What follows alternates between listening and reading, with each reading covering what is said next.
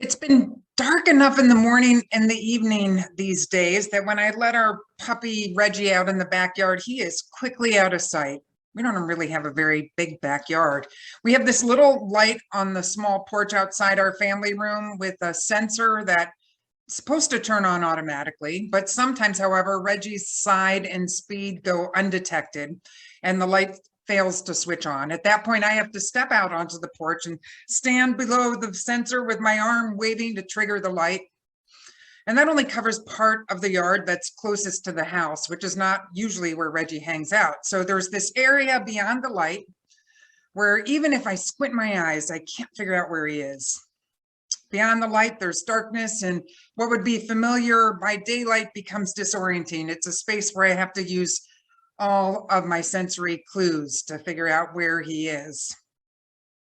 Susan Beaumont, the author of a book about leading churches in a liminal season, speaks of liminal times as times when you're building a bridge while you're crossing it, or being only able to see as far as a flashlight illuminates. We can only see where that light is and not beyond. And she says that we are limited by that which we can and cannot see. That this idea of this disorienting feeling at night leaves us with a small area where we can gain some bearings before we are at that edge of darkness and uncertainty. There's times that no matter how hard we try to squint and adjust to the light, we simply cannot make out what's happening beyond.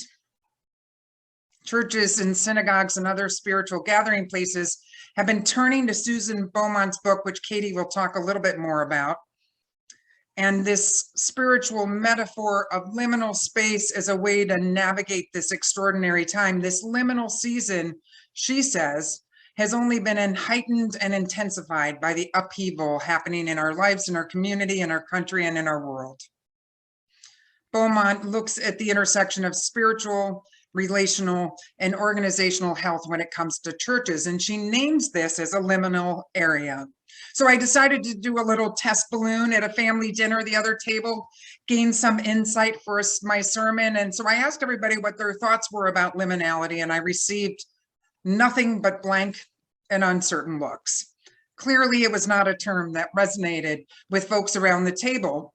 Beaumont, she points us back to the Latin word limen, which means a threshold. That is, it's like was the bottom of the doorway that must be crossed when entering a building. In Latin, limen referred to that stone placed on the threshold of a door that physically had to be mounted to cross from one space to another. Beaumont's a curious soul, and she pulls forth this 20th century anthropologist, Arnold van Gennep, who is known for his work on rituals that mark rites of passage, such as marriage or coming of age or anointing tribal leadership. And he noted that these rituals had a sequential threefold structure that he notes as preliminal, liminal, and postliminal. The initiates and the observed rituals, they go through this time that feels like nameless. It's spatio-temporarily dislocated and socially adrift. Van Gennep noted that this absence of identity makes room for the inner transformation, preparing for the initiated and for entry into a new social order upon their return.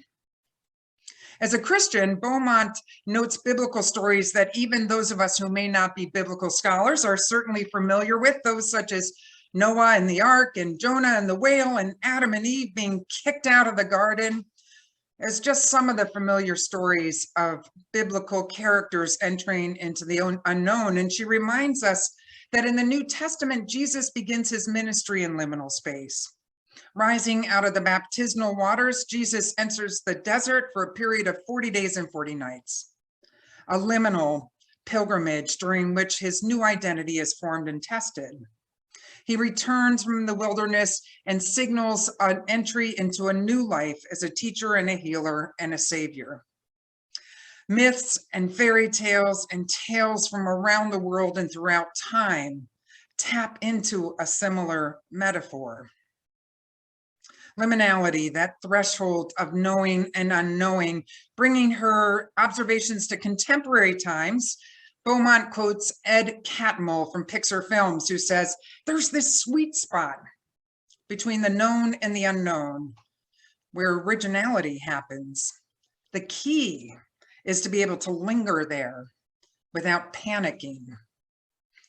I wish I could also say that in this period, not only are we not to panic, but we're tired. So we have to work even harder to not panic, I believe. Katie's going to talk more about this period of time of liminality in our congregation, but my task is just to remind us that liminal seasons are inevitable and that they differ greatly in scale. Beaumont, whose book was actually published 2 years ago, took her 5 years to write. She had no idea we would be in the middle of so much churning and turning at this point in time. She says, sometimes liminality takes decades, generations, or even centuries to resolve. When an entire civilization or society moves into a prolonged liminal state, we call that a liminal epoch. Many believe that civilization is in that state right now. Certainly, she says, the church is liminal. I know Kathy Burek, who is on the UUA board, Unitarian Universalist Association board, often sends me and board members articles about the changing nature of church and research that's been done on religion. This is not a new time, but boy, it is a time that is deepened and shifting with the pandemic and our threat to democracy and environmental changes and such. I like how Beaumont poses to us that this is a time to let go about assumptions about how we've been doing church. She is confident that much of what is lost is not coming back. So she gives us a few tasks for this period of time. First, she says we need to take this time to ask each other about our losses and to allow ourselves to grieve. Second, we need to be able to reorient ourselves in terms of geography. The walls of our churches are much smaller than the reach of the internet. Definitions of who we serve and even who are our neighbors are now in question. She asked about membership and what's the meaning of that at a time when people are touched and interact with churches in such a broad range of ways. She asked us to examine even membership. And she says this is a time to let go of sacred cows, such as how we do worships and programs.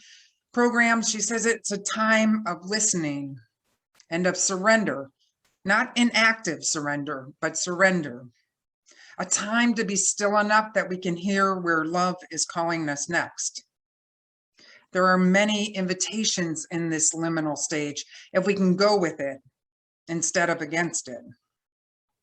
So welcome to our shared liminality, a sacred space we exist in together. Richard Rohr, who some of you may know, he's a Franciscan priest and a writer on spirituality, writes about liminal space in Everything Belongs. He says,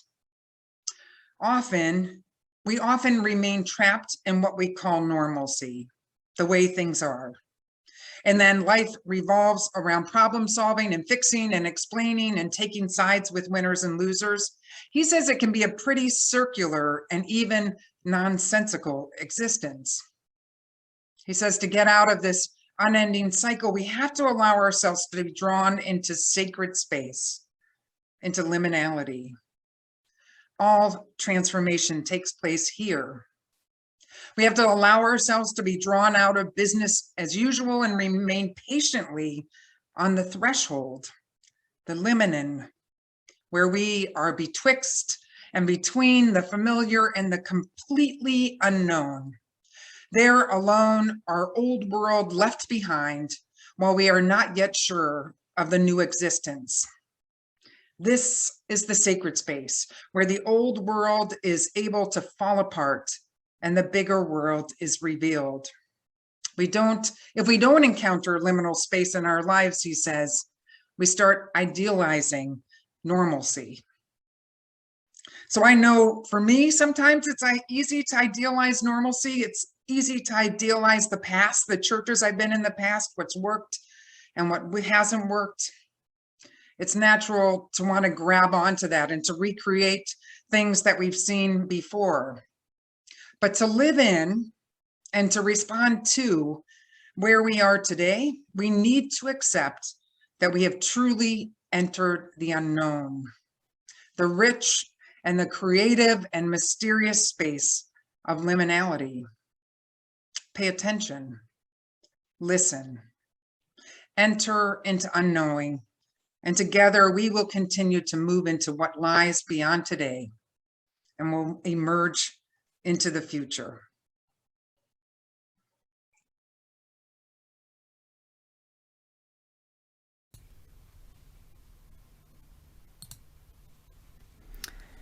So, as you can tell, recently Reverend Laura mentioned this book to me called How to Lead When You Don't Know Where You Are Going by Susan Beaumont. And I thought, now that sounds like a great book for a new president. So Susan Beaumont is a leadership consultant, and she has worked with hundreds of congregations, exploring how congregations move through transitional times. She begins her book with a whole chapter introducing the idea of liminality, which is kind of a cool sounding word, derived from the Latin word for threshold. And at one point she defines it by saying, liminality can describe the evolving state of an individual, place, organization, or institution. Anything stuck in the neutral space between an ending and a new beginning. One of the people that Beaumont draws upon is the work of William Bridges, who makes the following distinction between change and transition. Change is what happens in the external conditions. For example, I used to live in San Diego and now I live in Coon Rapids. Transition is the accompanying inner changes of heart and mind that are needed to adapt to that outer change. Bridges proposed this three-stage model of transition. A transition begins with an ending. The way things have been comes to an end, and the next thing is unknown, or at least not fully clear. Then comes this period of time that Bridges called the neutral zone, and Beaumont calls liminality. This is the period that can be distressing because it is filled with disorientation, confusion, and uncertainty. Eventually, however, the uncertainty and the unknowing give way to new possibilities and even excitement. And finally, there emerges a new beginning. The liminal time, the in-between time, is the time in which transformation happens. Transformation might be needed to accept what was lost in the ending or to let go of something in order to allow a new beginning to emerge. We may recognize that these kinds of struggles are a natural part of our growth, but they are still uncomfortable. Since most of us would rather not be uncomfortable for very long, there is a tendency to try to avoid or get out of the discomfort as soon as possible. Some of us might strive to go to the next thing, anything, whether it's the right thing or not, and others may long to swim back to the familiar shore we just came from. Beaumont and Bridges both insist that rather than get out of this discomfort of this liminal season, we need to attend to what is unfolding before us and invite transformation to happen. So you can probably guess that we've introduced this idea of transition, and in particular the idea of that middle period where things are a bit murky, because I see a parallel here at MSUS. Over the past several years, we have gained more clarity about the kind of community we'd like to be and become, but there are still a lot of questions about the details. We have committed ourselves to full-time ministry for the gifts and opportunities it brings. We have re-examined our mission, named our guiding values, and generated ends statements which describe how we want to be a community at this moment. We have engaged in learning about radical hospitality, we've educated ourselves about some of the roots of white supremacy, and we've learned how to have better conversations. And that's just a few of the topics we have explored with the intention of disrupting old ways of doing things. We opened ourselves as a teaching congregation for a ministerial intern. We continue to enjoy a vibrant music ministry that creates connections and spreads joy, and we recognize this is an important part of our identity. We hold forth the ideal of a multi-generational community in which people of all ages feel like they have a role. We are reimagining religious education and have even changed the title of the Director of Religious Education to be the Director of Family Ministry. And we are living through a pandemic that has upended nearly everything about our lives. We're living the reality that church is not the building. No matter where our church home is located, we wish to be a congregation that joyfully and generously supports our mission, a congregation rooted in UU values and connected to the wider community. But we do not wish to be a wholly virtual community forever. Even prior to the pandemic, we were dreaming about a future MSUS that looked a little different, and our time as a mostly virtual congregation has not diminished our hopes. We are finding that the building that we have lovingly cared for and called our home for over 50 years has shortcomings that have become harder to accept.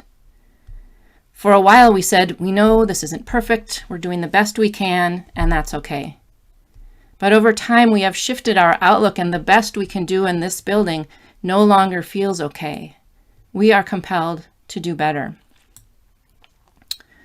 For our future MSUS, we wish for a meeting place that is accessible to everyone, a place with welcoming space for youth, for families, for people of any gender identity, a place that has sufficient space for our varied activities with hopes for some of it to even be dedicated or semi-dedicated to music. Our plans to upgrade technology, to enhance in-person events, now have the added dimension for technology that allows for virtual events and virtual connection to in-person events. And now more than ever, we wish for a space that simply allows enough elbow room for us to gather safely. So we are considering with more urgency than ever the opportunities available in other buildings at other locations. The board created a task force to look into some specific rental and purchase scenarios. I am excited by the prospect of finding more suitable space, but I noticed, as the task force has been gathering information, that I have some anxiety about not knowing where we are going. I can feel already how easy it could be to say, let's just go back. Let's wait until the pandemic is over. Let's wait until we have all the answers. I can tell that I'm going to have to resist the pull to something that feels familiar. It is no small challenge to walk into and dwell for a while in the discomfort of not knowing what comes next. We can begin by thinking of this as a liminal time for MSUS. There is uncertainty and weariness. We would like a clear and obvious answer for the new building space. We would like to stop thinking about the building altogether so that we could give our energy to spreading more love and justice in the world. Many of us are weary from pandemic living, yet still uncertain about if, when, and how to gather. As we figure out our next steps, there will be disruption, discomfort, and grief, but also excitement, growth, and joyful anticipation. To move through such emotional times, I think it will be helpful to turn to our guiding statements. These name our common intentions as a Unitarian Universalist community. Our values and our mission remind us of how we want to act towards one another as we journey together. Our end statements remind us of the kind of community we wish to be and become. These guiding statements are not meant to be just feel-good words. They are touch points that help us to be our best selves, especially during challenging times. Although we might articulate or prioritize our shared values, mission, and ends differently over time, these guiding statements reflect the identity of our congregation and will, I think, have threads of continuity from past to present to future. Even as they have evolved in time, the values and ideals of our congregation have brought us to this point in our journey. Mindful interdependence, authentic curiosity, courageous love. These are the values that we distilled from a congregational workshop in the fall of 2019. I find these values to be rich with reminders for how I want to live as part of this MSUS community. They help me to live with intention. Speaking of intention, because that's our theme for the month, had to tie it in somehow. I think that using these 2-word phrases for our values, at first I thought maybe it was overkill, but I think it really builds intention right into our values. Even as we read them, we are guided into more intentional thinking about how we live out these values. Here are a few of my reflections on what our MSUS values ask of me, both as an individual and as a congregational leader. Mindful interdependence reminds me that I am not alone on this journey. I have you as my fellow travelers, and I can both generously give support and graciously receive support. Mindful interdependence reminds me that our aspirations are for the good of the whole congregation, building on what has gone before and including those who will be part of the congregation in the future. Mindful interdependence reminds me to consider MSUS itself as interdependent with the wider world, and that seeking opportunities for collaboration and nourishing connections with other organizations and communities is a part of creating a flourishing world. Authentic curiosity is what will draw me into imagining the possibilities of the future. It fits right in with one piece of advice that Susan Beaumont gives, which is to pose the question, given where we are, what is possible next? Authentic curiosity reminds me to listen without judgment. It reminds me to observe and be curious about my own response to change. It reminds me to approach the unknown with an open mind. Authentic curiosity can help me to understand where I might need to lean into interdependence and connection with community, rather than relying on my own self-sufficiency. And courageous love. To me, the courageous part means loving even when it's hard. It means finding patience when someone has a concern that I don't share, rather than dismissing it as somehow less valid than my own. Courageous love helps me to offer kindness to someone who is uncertain about gathering in person yet, including when that person is myself. Courageous love helps me practice gratitude when the frustrating things are easier to see and name. And courageous love means examining where I am able to give up some of my comfort in order to offer radical hospitality to another. Going back to Susan Beaumont's description of a liminal season, which you heard in that excerpt that Reverend Laura read, we have one foot rooted in something that is not yet over, whereas the other foot is planted in a thing not yet defined, something not yet ready to begin. It is not quite clear which decision will move us all the way into our next new beginning.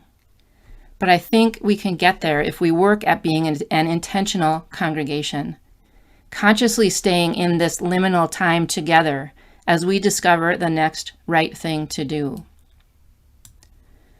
I invite you to stay engaged. I invite you to read newsletters and emails and join community conversations. I trust that we will each do our best to pause and listen to what others have on their minds, to be kind and generous with each other on the journey, and to be curious and open-minded to new possibilities. The mission of the MSUS community of all ages is to celebrate an actively examined faith, challenging one another with loving kindness to be our best selves and work for a flourishing world. Drawing on shared values of mindful interdependence, authentic curiosity, and courageous love, we commit ourselves to living out our mission and transforming ourselves and the world. May it be so.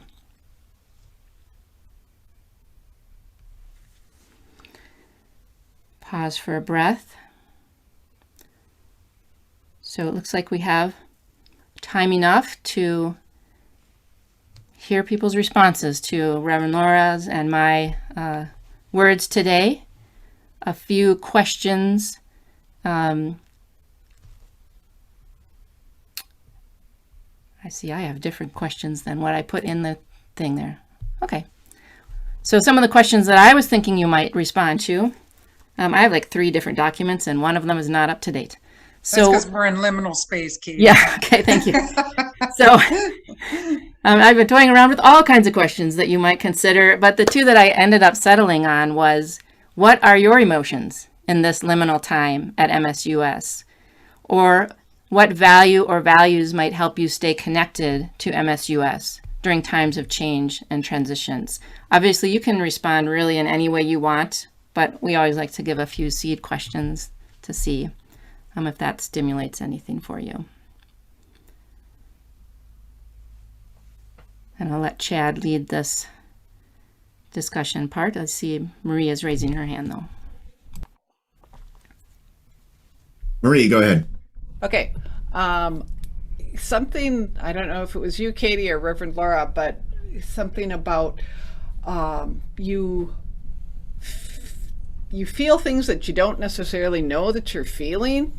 And yesterday, Bruce and I were talking. I said to him, you know, I feel like I've been doing really pretty well during this COVID time for the last 6 months. Because it's funny, it's not funny. I was very happy to retire on March 1st, and it's been very nice. So it's been very good.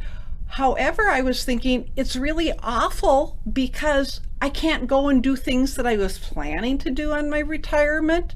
So it was kind of like, I don't know, an aha that here I am, happy that I'm retired, but at the same time, it's really frustrating. And I think that's kind of that in-between subliminal time. And I wasn't even aware of it until yesterday. We kind of just started talking. So these things come upon us unawares, catch us unaware sometimes.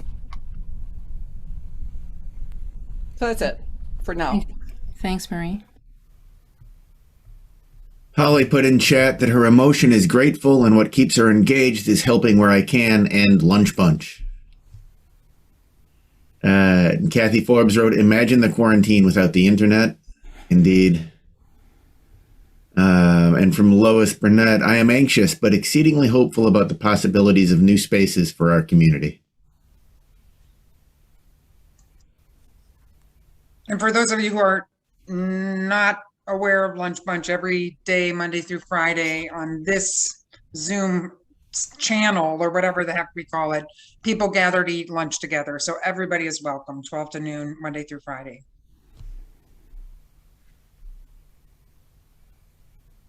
Twelve to 1. Yeah, 12 to 1. That would be better, wouldn't it? Yeah, thanks. I swear to God, I have hit a COVID like wall with my brain. So yes.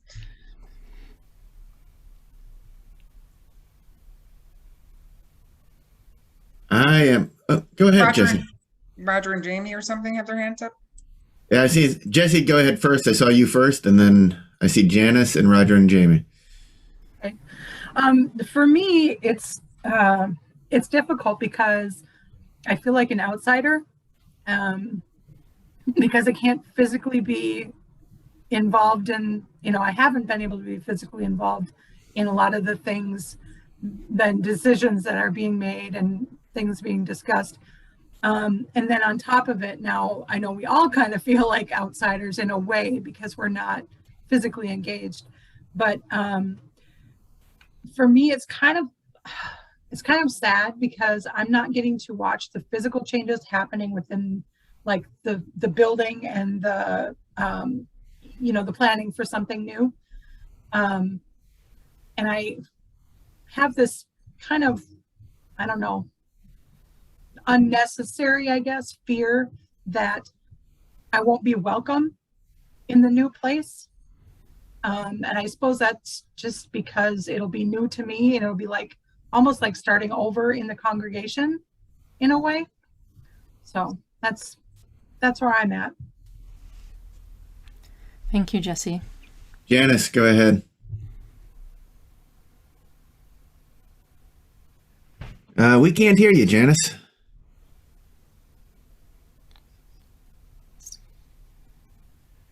Well, Janice figures that out. How about Roger or Jamie? Go ahead. Oh, well, I think that the thing that helps me stay connected the most to our church community is the music program. That feels the most participatory for me. You know, Bruce gives us input into when we, what music we're going to sing. And it's just a very active environment, even on Zoom. And being on the music team also helps with that. And and I think the book discussion groups that we've had about topical books, like one I can think of is Minor Feelings, that by Kathy Parker, I forget her whole name, but about an Asian American woman and her experiences in this culture. Thank you, Jamie. And I'll just jump off that to remind people that we are doing Coffee House. First and third Saturdays. Everybody is welcome. Certainly, if you want to share a talent of any kind, please let me know. And Roger, I see your hand is still up, so go ahead. Yes, I'm thinking about 30, maybe 35 years ago. So as a young person without a lot of experience of having pets or relating to pets, in a social group, a woman was asked if she talked to her cat. And she said, "Oh, of course, I talk to her all the time." And I had this immediate response of, wow, this lady is certifiably crazy. And part of her craziness is that she totally accepts that what she's doing is normal when it isn't. So, that was where I was at, but I was viewing it as where she was at. Okay, so life goes on and I get enough life experience, and now I'm living with a little kitty who she and I have a difficult relationship because she has some PTSD from prior relationships with males. So she's a scaredy cat for men. She's okay with women. So anyhow, but I feed Chelsea, and I talk to her all the time. So, but what I'm aware of is that we each speak a foreign language that we don't very well understand, but that in the liminal border of that situation, we do develop some understanding of what the other is saying. So isn't that neat? So that's life. And you're not crazy. And yes, and the fact that when I talk to Chelsea, she talks back to me, helps me reassure myself that I am not crazy. Go ahead, Janice. Let's see if we've got your tech worked out. So can you hear me? We can. Okay. And as I was going to start to say, I'm looking at this slightly differently. I'm getting hung up on the word liminal, because to me, when I heard liminal, I hear limited. And I really wish there was another word to describe the in-between times, because I think I can get through the in-between times better when I'm not limiting myself. Thank you, Janice. And we've got a comment from Kathy Forbes in the chats that we must be mindful that those deciding on our space are doing their best with the information that they have. I trust them.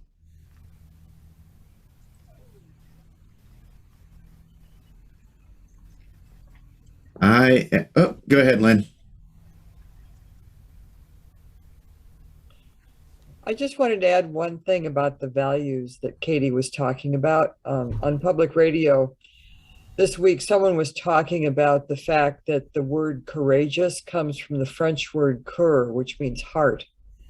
So courageous love that wisdom, that courage really does come from the heart. And I think that we need to pay attention to that. And that sounds like a perfect place to wrap up. And we can move into our hymn. So let's join together to sing our next hymn, which is number 131, Love Will Guide Us.